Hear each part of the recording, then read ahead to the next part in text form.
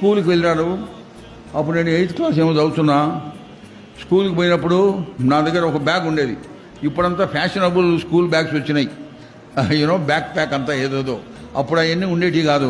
వెంకట్రామ అనుకొని ఒక jute bag ఉండేది. ఈ 2 ఉంటాయి కదా కాడ పట్టుకోవడానికి ఉండేది. ఆడ వెంకట్రామ అనుకో ఉంటుంది. ఎందుకంటే మా స్కూల్ పుస్తకాలంతా ఆయన దగ్గరే కొంటాం మేము, వెంకట్రామ అనుకో కంపెనీ. దాంట్లో మా పుస్తకాలన్నీ నోట్ బుక్స్లు, టెక్స్టులు ప్లస్ ఒక ఫుల్ బైబిల్ పెట్టుకునేవాడిని. స్కూల్కి వెళ్ళేవాడిని. నేను ఎందుకు ఇది చెప్తున్నానంటే, క్రైస్తవురాలు అయితే ఇది చేస్తావు నువ్వు. ఎందుకంటే నీ ఆసక్తి దేవునిలో ఎంతగానో విపరీతమైపోద్ది. నీకు ఏది కనబడదు ఈ లోకంలో యేసుప్రభు ఒక్కడే నీ మనసులో ఉంటాడు. You will be possessed of him.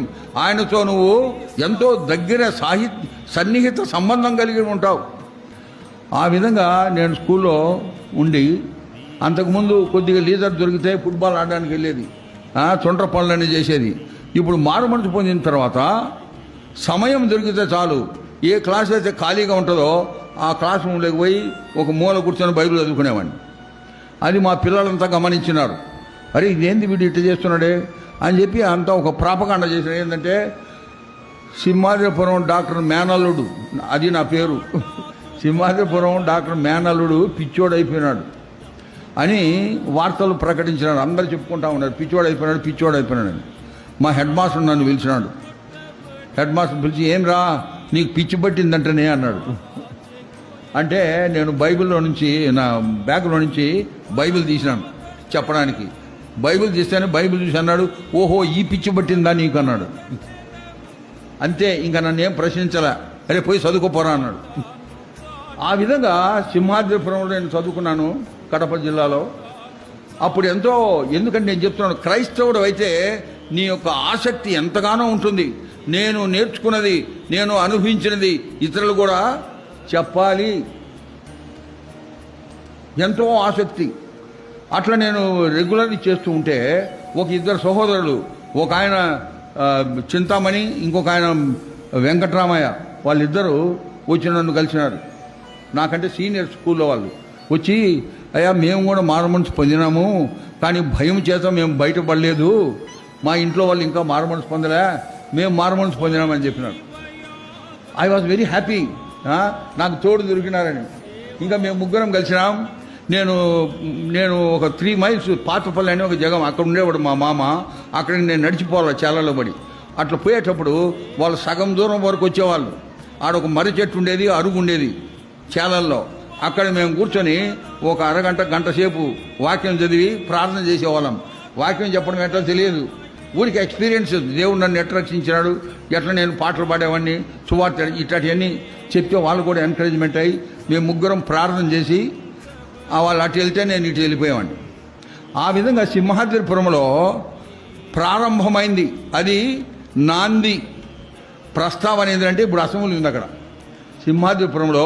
ఆ కారణం చేత అసెంబ్లీ ఏర్పడింది. ఎట్టంటే వీళ్ళు మేము ముగ్గురం కలిసి ప్రార్థన చేస్తున్నాం కదా. అప్పుడు నేను ఇంటికి పోయి మా మామకు చెప్పినప్పుడు, ఆయన కూడా మారుమనసు పొందినాడు, డాక్టర్ జీవరత్నం. ఆయనకు చెప్పినాను, మామ 2 ఉన్నారు, వాళ్ళు కూడా మారుమనసు పొందినారు, వాళ్ళు నన్ను కలుస్తున్నారు, వై కాంట్ మీట్ దెమ్ అంటే ఆయన వచ్చినాడు. ఒకరోజు వచ్చి వాళ్ళని కలిసినాడు. వాళ్ళ ద్వారా ఇంకొకరిని కలిసినాం. ఒక గ్రూప్ తయారైంది, విశ్వాసాల గ్రూపు. దెన్ ప్రార్థన చేసి బక్సింగ్ గారికి చెప్పి అక్కడ టేబుల్ పెట్టించినాం. బక్సింగ్ గారు బందర్ శామ్యుల్ని, పీటర్ని, కొంతమందిని అక్కడ సేవకులుగా పంపించినారు. అప్పుడప్పుడు వాళ్ళు టేబుల్ స్టార్ట్ చేసినారు. That is the beginning of ministry in Simhadripuram. కొన్ని సంవత్సరాల క్రితం నేను దేవుని సేవకుడుగా హెబ్రోన్లో ఉన్నప్పుడు నన్ను సేవకుల మీటింగ్కి సింహాద్రిపురంకి పిలిచినారు. నాకు ఎంతో ఆనందమైంది. నేను అక్కడే కదా ఇది చేసింది, ఇప్పుడు పోతున్నాను కదా అని చెప్పి నేను వాక్యం చెప్తూ సాక్ష్యం చెప్పేటప్పటికి చాలామంది ఆశ్చర్యంగా నన్ను చూస్తున్నారు. ఒరే వీడు సింహాద్రిపురం పిల్లోడా, ఇక్కడ ఇట్లా చేసినాడా అని వాళ్ళకి ఆశ్చర్యమైంది. సో ఆ విధంగా దేవుణ్ణి నమ్ముకున్నవారు, యేసు ప్రభువును అంగీకరించిన వారు సాక్షులముగా ఉంటాం. మనం సాక్ష్యం ఉండాలి మనకు. అర్థమైందండి? నీ సాక్ష్యం ఏది? ఆ పాట విన్నారు ఎప్పుడన్నా? అది నేను సేవకు వచ్చే ముందు దేవుడు ఇచ్చిన పాట నాకు అది.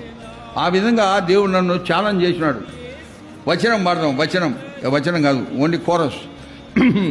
నీ సాక్ష్యము ఏది, నీ బలి అర్పణ ఏది, నీ సాక్ష్యము ఏది, నీ బలి అర్పణ ఏది. ప్రభు యేసుని స్వీకరించి ఆగు చేసేదవేళ, ప్రభు యేసునంగీకరించి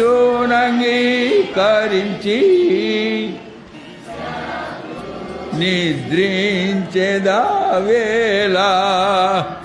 మేలుకో రెమ్మో, మేలుకో లేమ్మో, రారమ్ము విశ్వాసి, నీ సాక్ష్యము ఏది, నీ బలి అర్పణ ఏది.